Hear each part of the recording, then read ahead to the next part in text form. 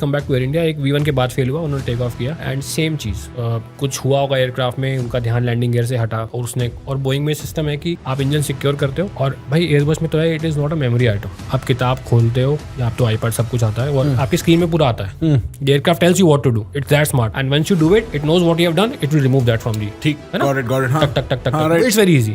Boeing में कहता है ये मेमोरी आइटम है, याद रखो.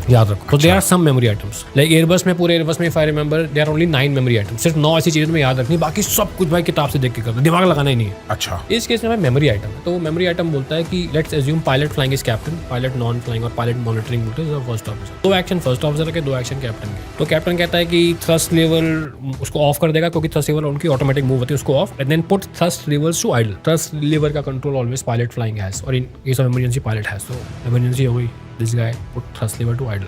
पायलट नॉन फ्लाइंग और पायलट मॉनिटरिंग, उसका काम होता है fuel shut off valve cut, so you are cutting off the fuel, and then एक कोई इंजन सिक्योर या फायर डैमेज बटन होता है, the push. Those are non reversible actions. अगर इसने नंबर 1 का भी काटा जो फेल हुआ है, और उस भाई ने गुड इंजन का फ्यूल शट ऑफ वाल्व काट दिया, तो दोनों गए ना भाई. अच्छा, to that extent human error हो सकती है. हाँ, तो मुझे जो अपने मैंने वीडियो में इसमें, क्योंकि भाई इसके अलावा मुझे कुछ समझ नहीं आ रहा क्या हो सकता है, इसके बाद तो फिर हो सकता है ये गलत ही हो, राइट. बट जितनी मेरी नॉलेज है आई ट्राई टू